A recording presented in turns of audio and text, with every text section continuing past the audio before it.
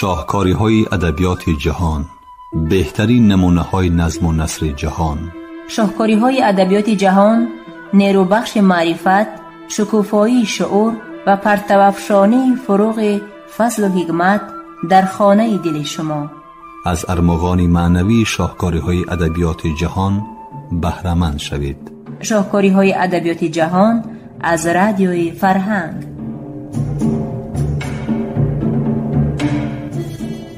شنوندگان عزیز، گفتارمون را از سلسله خوانشی بدیعی از روی اثر نویسنده داغستانی رسول غمزاتوف داغستانی من در قرائت عبدالجلیل امان بشنوید.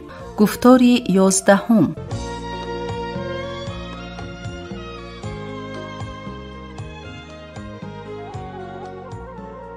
از دفترچه خاطرات.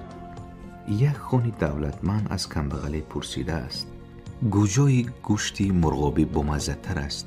جواب درست گردانی مکافات میدهم. رانش بی توقف جواب میدهد کمبغل: گوشتی مرغابی را میپزم، خان همون جایش را میخورد و به او معقول میشود. پس از کمبغل دیگری میپرسد: گوجای گوشتی گاومیش بامزه است؟ کمبغل دویمی نیز میخواهد مکافات گیرد. بنابراین مثل کمبغل یکم جواب میدهد رانش. خان گوشتی گاومیش را خورده میبیند و مصلحتگر را غمچین کاری میکند. متاسفانه برای نویسندگانی که اندیشه نرانده از پس یکدیگر همون یک گپ را در موردهای گوناگون تکرار کردن میگیرند، چون این غمچین نیست. اکنون قصه بهای اساسای اونسوکولی ادیب مسکوی ولادین باخنوف اندکی میلنگد و عصا گرفته میگردد. وقتی به داغستان تعطیل رفتنم وعده نمودم که به او یک عصای زیبای مشهوری اونسوکولی خواهم آورد. به خانه آمده پیش از همه التماس خود را به عصاتراش شناسم که در اونسوکول بود به واسطه مکتوب اظهار کردم. عصاتراش استای کهنه شناس پدرم بود. از این رو امید داشتم که عصا موافق طبع میبراید، اما نمیدانستم به تن آن عصا چه خطی نویسانم. همین وقت در یک روزنامه مرکزی دایر به ادبیات مقاله برآمد که آن کلتک به جای تنقید نام داشت. انا یافتم گفتم در دل در تن عصای به ادیب مسکوی تحفه میکردم همین سخنها را می نویسانم. بعد 2 هفته عصا تیار شد. عصا در بین عصاهای اونسوکولی بهترین بود. در جای موافق آن سخنان زیری نقش یافته بودند: به باخنوف کلتک به جای تنقید از رسول غمزاتوف. عموما عصاهای اونسوکولی را در مغازه‌های تحفه‌های مخچقلعه، کیسلاواتسک، پیاتیگرسک، حتی در بازار اولهای کوهستان می فروشند. بعد یک چند ماه در همین محله‌های مذکور یک باره عصای بسیاری پیدا شد که برای همین آنها چنین سخنان نوشته شده بودند: به باخنوف کلتک به جای تنقید از رسول غمزاتوف. کورارتیان چنین تحفه را خریده حیران می شدند، اما بیشتر خودی من حیران شدم. معلوم شد که آن استای کهنه یگان کلمه روسی نمیدانسته است. وای خطی را که من در کاغذچه نوشته داده بودم کورانه به همین اساسای می ساختگیش گذرانیده است. او گمان کرده است که مادام که شاعر به عصا نویسانیدن چنین سخنان را خواهش کرد، پس این گپ‌ها معنی زور دارند. این طور که باشد چرا این سخنان به تن عصاهای دیگر هم نقش نبندند؟ استای کهنه را گناهکار کردن ممکن نیست. او ساده دلانه با شاعر اعتقاد بسته این کار را با دل راست و نیتی نیک کرده است. آیا بعضا ما ادیبان صاحب تجربه نیز آن استا بر این رفتار نمی کنیم؟ آخرین چیزی که در باب موضوع گفتنیه موضوعی هست مانند عبادت. هر قدر تکرار شود همون قدر بقدرتر، عالیتر و بایتر می گردد. موضوع مثل عبادت است. موضوع مثل وطن است. وقتی که کودک را برای یگان شوخیش تنبیه دادنی می شوند، موافق عادتی کوهستانی ما به همه جای شته زدن ممکن، اما بر رویش نه. روی آدم دخل ناپذیر است و این چیز برای هر یک کوهستانی امر قانون را دارد. داغستان تو روی من هستی، من اجازت نمیدهم که به تو دست رسانند. مردم کوهستان در جنجال و منشه بس پرصبرند، ولی این حال تا به حد دوام میکند که سخنان بد به خودی منشه کنندگان تعلق دارد. مبادا با سخنان ناخستی بی ملاحظه به شرف مادر یا خواهر دخالت کرده شود، آنگاه خنجر به کار می رود. داغستان، تو برایم مادری، کسی که با من جنجال کردنی می شود، بگذار این را به خاطر داشته باشد. به حق خودم چقدر گپی سخت باشد طاقت می کنم، اما به داغستان من نرسید. داغستان محبت و سوگند من، تمنای و عبادت من، موضوع عمده همه کتابهایم، تمام حیاتم فقط توی داغستان. بعضا خواهش میکنم که فقط از گذشته تو، از رسم و آیین قدیم تو، توی و سور و روایت و سرود، از شمشیر زنی ها، دشمنی و دوستی ها، موریدای آهنین پیکر و دخترانی به اسمت نکوکاری و خجسته خصالی، از خون ریخته جوانان و اشک سوزان مادران حکایت بکنم. بعضا خواهش می نمایند که فقط از حیات امروزه تو، یعنی از کالخاز و سبخازها، سرداران بریگاد و زبینها، کتابخانه و تئاترها، از کارنمایی های مهنتیت نقل نمایم. من نه از این و نه از آن، نه از گذشته و نه از امروزه تو حکایت کرده می توانم. برای من فقط یک داغستان وجود دارد که عمر 1000 ساله دیده است. گذشته و امروزه و آینده آن برایم یک است. من آن را به زمانهای گوناگون جدا کردن نمی توانم. تاریخ کشور و مملکت‌های دیگر نه فقط به خون آدمان، این چنین با رنگ و قلم برای کاغذ کیها ثبت گشته است. تاریخ کشور و مملکت‌ها را نه تنها عسکران و سپهسالاران، این چنین نویسندگان و مورخان انشا نمودند. تاریخ داغستان را با شمشیر ثبت کردند. فقط عصر 20 به دست داغستان قلم خواهد داد. داغستان، من از پی جنگ‌های قدیم تو گذر کردم، کارزارهای بیشمار تو را که پوری استخوان‌های فرزندانند رفته دیدم.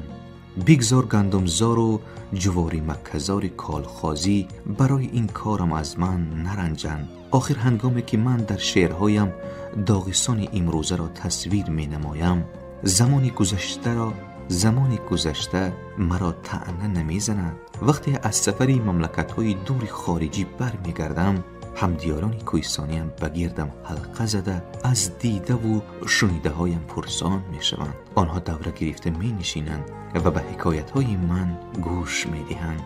من درباره فرانسه، هندوستان، ژاپن، ترکیه نقل می کنم و تمام حکایت هایم فقط به 3 ساعت می رسد. بعد 3 ساعت رشته صحبت خود از خود ناعیان به داغستان گذشته می رود. من به آدمان کوهستان درباره داغستان حکایت می کنم و آنها به گپ های من گوش می دهند، گویا که این همه را بار اول می شنیده باشند و حال آن که خودی آنها داغستانی هستند. محمود شاعر معروف بود. موضوع اساسی او عشق مریم.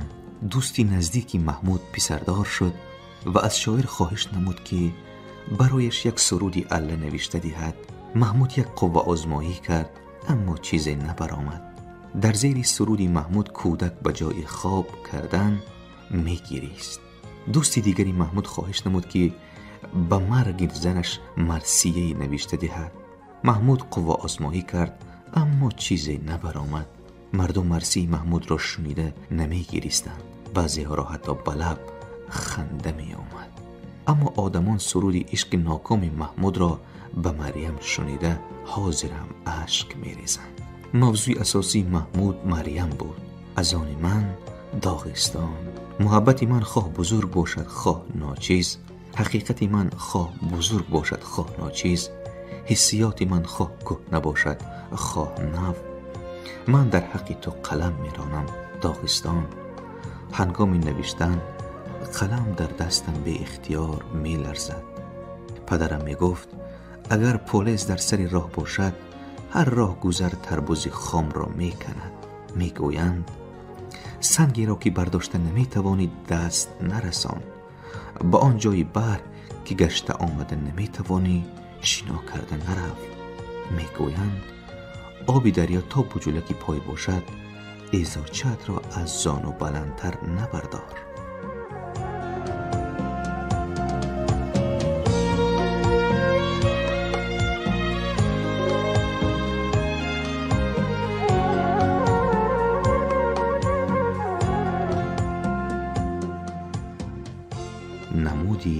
ادبی نادان به فریاد مات می کند دانا به مقال مناسب. بهار که آمد سرود خوان، زمستان که رسد افسانه گوی. اینک من در پایی کوه ایستادم که از آن باید بگذرم. اسب خوب مرا از هر عقبه می گذراند.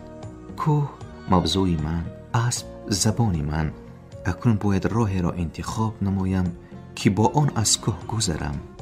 همه اجداد کوهستانی من راه راست را می پسندیدند. راه راست دشوارتر و خطرناکتر است، اما کوتاه‌تر. راه راست آدم را نابود کردنش هم ممکن، اما به منزل زودتر رسانیدنشم. یا در نزد قلعه ایستادم که آن را باید فتح نمایم. سلاحی بس خوب دارم که در جنگ مرا به کار می آید. قلعه مفزوی من، سلاح زبان من. اما باید راه انتخاب نمود که به واسطه آن به دست آوردن قلعه فتح ناپذیر آسانتر گردد. یک باره هجوم آرم یا که محاصره کرده آهسته آهسته به دست درآرم. کشتزار هست در دریاچه کوهی آب هم، اما آن آب را به این کشتزار چه خیل باید آورد؟ هیزم و آتشدان، دیگ و طبق و بعضی از چیزهای پختنی هست. ولی به هر حال چه خوراکی باید پخت؟ محرر در مکتوبش اجازه داده است که نمود ادبی دلخواهم را انتخاب نمایم. حکایه یا پاوت، شعر یا مقاله، امکان انتخاب هر قدر زیاد باشد، خود انتخاب همان قدر دشوار می شود. از دفترچه خاطرات. در انستیتوت ادبیات ما چنین واقعه روی داده بود. در کورس یکم 20 شاعر، 4 ناصر و 1 درم‌نویس می خواند.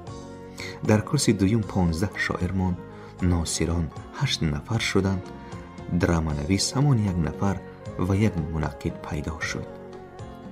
در کورس سوم 8 شاعر ماند، شماری ناصران به 10 رسید، درم‌نویس باز همان 1 کس، منقد 6 نفر شد.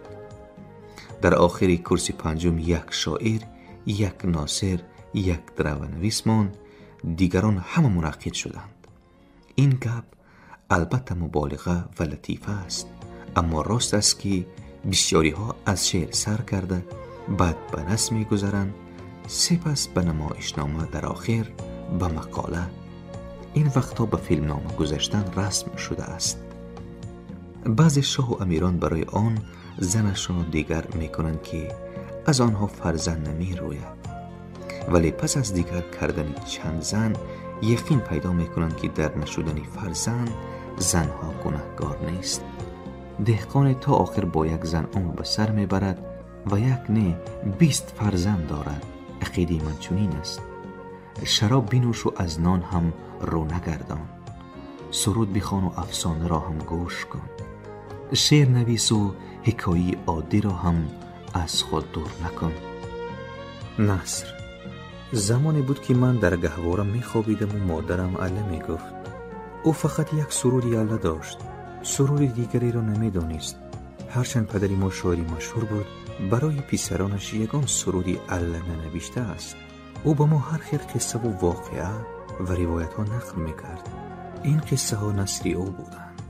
پدرم از شعرهای خود گپ زدن و دوست نمی داشت. به فکرم وی شعرگویی را کار جدی نمی شمارید.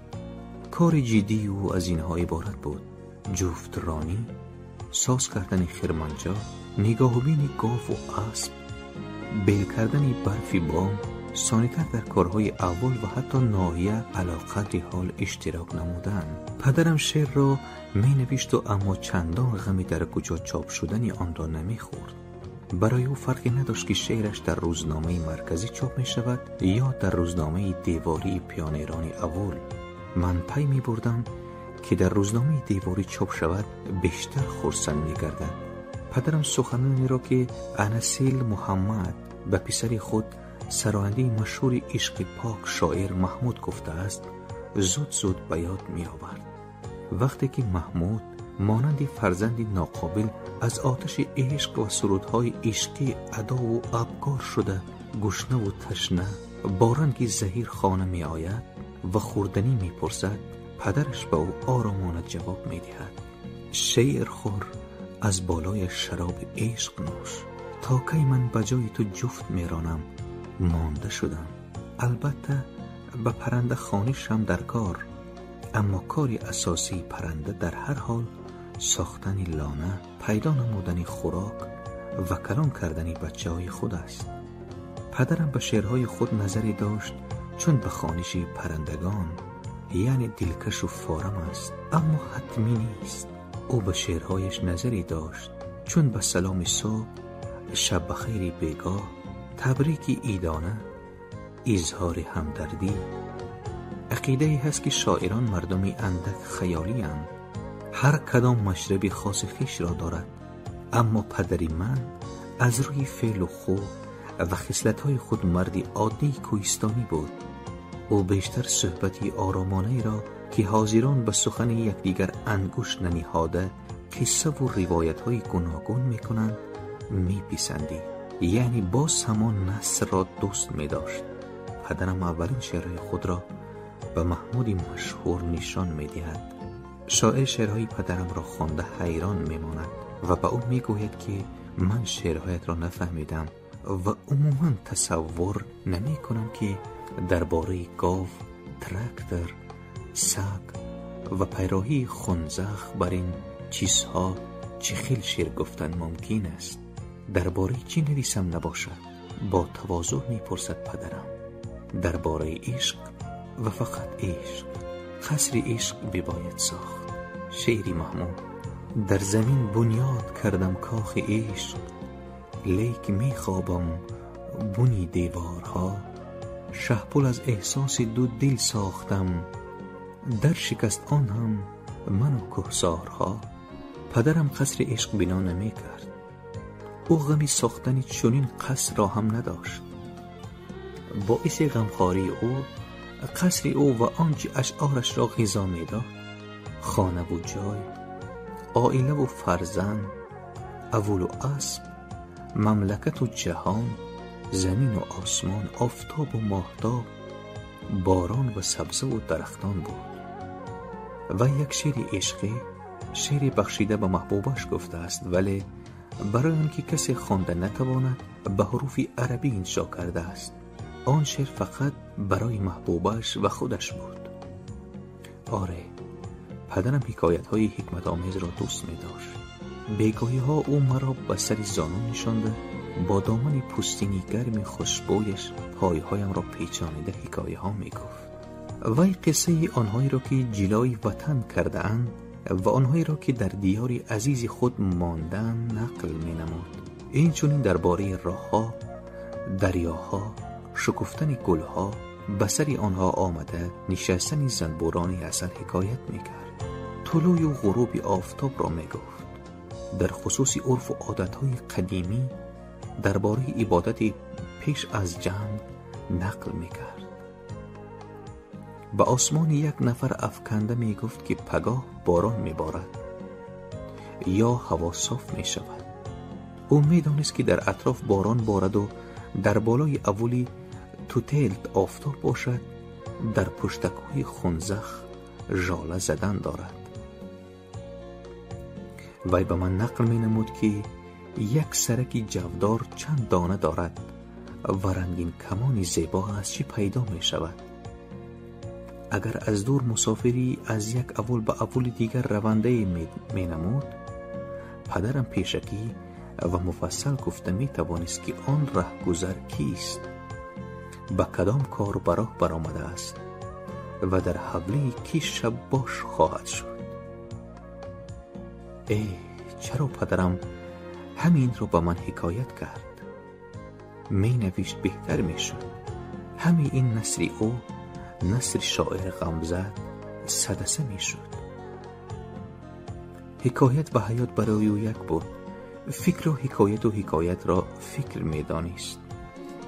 شعر را به دل بیقرار سرکش تشبیه می داد. بهتر می شد اگر پدرم همین حکایت‌هایش را می نوشت، زیرا پس از کلان شدنم درک نمودم که در جای اول مرا دل است. وقتی پرنده از نزدم می گذرد، من اندیشه نمی کنم که وی کجا و برای چی پرواز دارد. می خواهم هنگام پروازش دست گیرم. پدرم هرچند کوشش نموده حکایه های بسیار می گفت، اما در بچگی هم همان یک عله مادر را از همه حکایت های پدر زیادتر دوست می داشتم. آوار بچگی هم با سرود گذشت. دوره نورسیم را نیز با سرود گذرانیدم. با سرود به وایه رسیدم و با سرود موی سرم سفید شد. ولی اکنون دانستم که در کجای گردم چه سرود خوانم سری شخی بوده است به آمدن عقاب انتظار، درختی بوده است به آمدن و در بغلش لانه گذاشتن پرندگان انتظار، خانه بوده است به آمدن و درش را کوفتن شخص انتظار، نصری بوده است به آمدن شاعر انتظار. اینک من فرامده به سری شخی که مرا انتظار است می نشینم، در را می کوبم تا کشایند و مرا به خانه راه دهند. فهمیدم که همه دیده و شنیدم و تمام اندیشه و احساساتم را به نظم آوردن نمی توانم. می دانم نثر سرود نیست که راست ایستاده هم خواندن ممکن باشد. آستین برزده به سر میز نشستن ساعتی زنگوله‌دار را به وقتی برمحل درست کرده ماندن و برای آن که شب خوب غلبه نکند چای تلخ دم کرده ماندن لازم. خیر، اگر ته کرسی عمارت درست گذاشته حواضه مستحکم بسته شود، آن طرفی ساختمان رفتن میگیرد.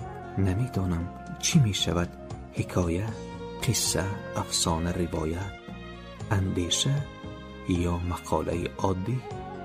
بعضی محرر منقدان میگویند که نوشته ای من نه رمان است، نه افسانه، نه قصه، عموما چی بودنش نامعلوم.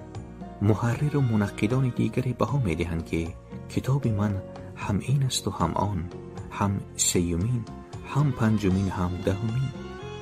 من ضد نیستم. بعدی کتاب را نوشتنم آن را چیزی که می نامید اختیار.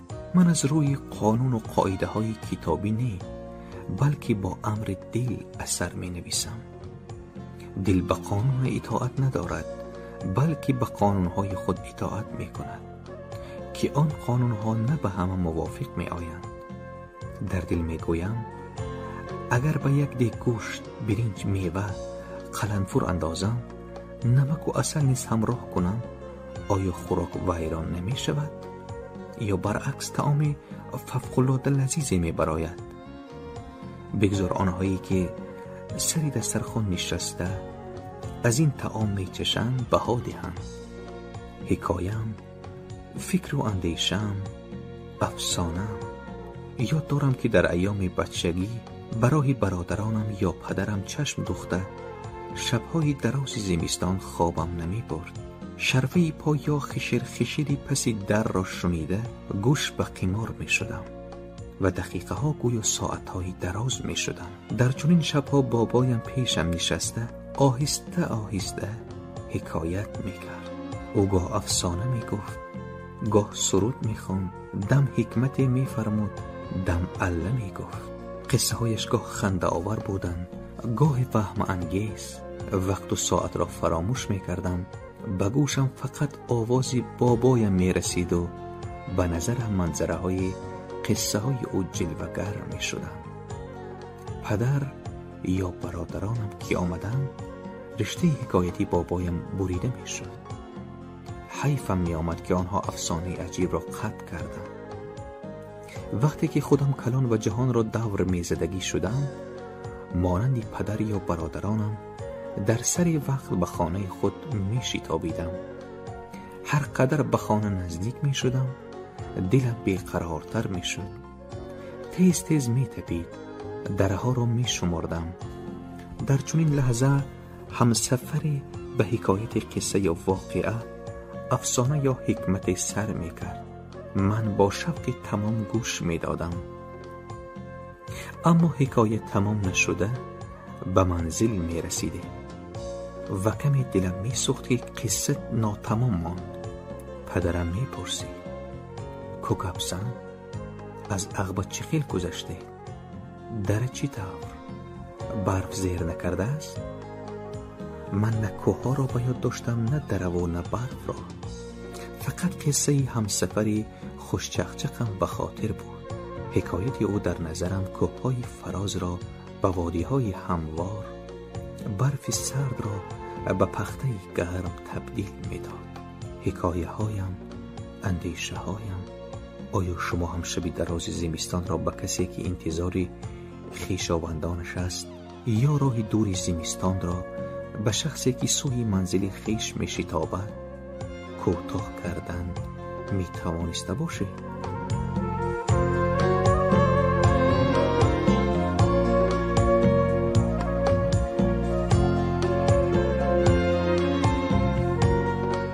شنوندگان عزیز، یادرس می شویم که شما گفتارمان را از سلسله خوانشی بدیعی از روی اثر نویسنده داغستانی رسول غمزتوف داغستانی من در قرائت عبدالجلیل امان شنیدید.